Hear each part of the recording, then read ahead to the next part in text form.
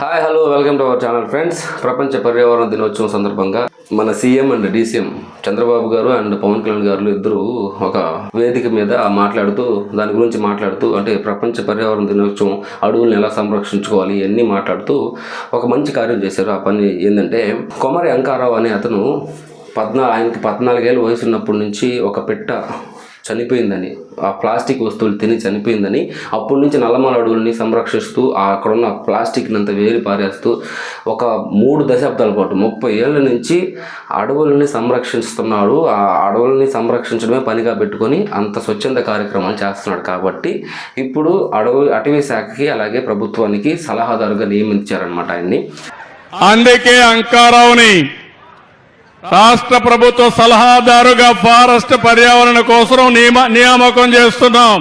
చాలా మంచి పని చేశారు. అంటే సలహాదారులు అంటే పెద్ద పెద్ద చదువులు చదువుకొని లేకపోతే పెద్ద పెద్ద డిగ్రీలు ఉన్న వాళ్ళకే కాకుండా వాళ్ళకి ఇస్తూనే ఇలాంటి మంచి పనులు మంచి కార్యాలు చేసే ఇలాంటి వ్యక్తిని కూడా గుర్తించి అలాగే అతని వేదిక మీద తీసుకొచ్చి ఆ తీసుకొచ్చిన పర్సన్కి ఒక సత్కరించి దాని తర్వాత ఆయనకి ఒక ఉద్యోగం ఉపాధి అవకాశం కల్పిస్తున్నాం అని చెప్పకుండా మేము దాన్ని ఆనందంగా స్వీకరిస్తున్నాం, ఆనందంగా భావిస్తున్నాం అని పవన్ కళ్యాణ్ గారు అండ్ మన చంద్రబాబు నాయుడు గారు ఇద్దరు చెప్పారు.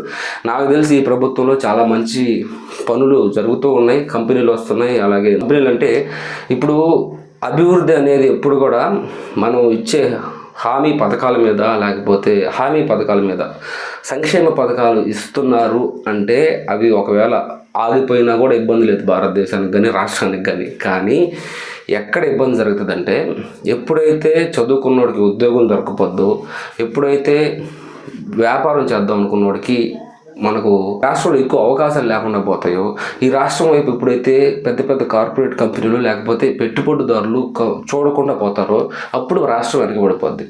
అంటే విజనరీ ఉన్న వ్యక్తిని అలాగే విజనరీ ఉన్న వాళ్ళ వ్యవస్థని చూసి మాత్రమే ప్రపంచ దేశాల్లో ఉన్న అన్ని కంపెనీలు తరలి మన భారతదేశంలోని ఆంధ్రప్రదేశ్కి రావాలంటే ఆల్రెడీ వెనకబడి ఉన్న ఆంధ్రప్రదేశ్కి రావడానికి చాలా కష్టం జరుగుతుంది. అలాగే చాలా కంపెనీలు ముందుకు వస్తున్నాయి. ఇన్ఫోసిస్ వస్తుంది, దాని తర్వాత మిగతా కంపెనీలు అన్నీ కూడా.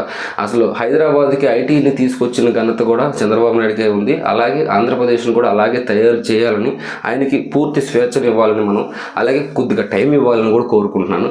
ఇలాంటి కొమర అంకారావు అనే వ్యక్తిని కూడా ఆయన్ని వేదిక మీద తీసుకొచ్చి ఆయన్ని సత్కరించి ఆయనకు ఒక ఉద్యోగాన్ని కల్పించినందుకు hats off to Chandrababu Naidu గారు అండ్ పవన్ కళ్యాణ్ గారు. Thanks for watching. బాయ్.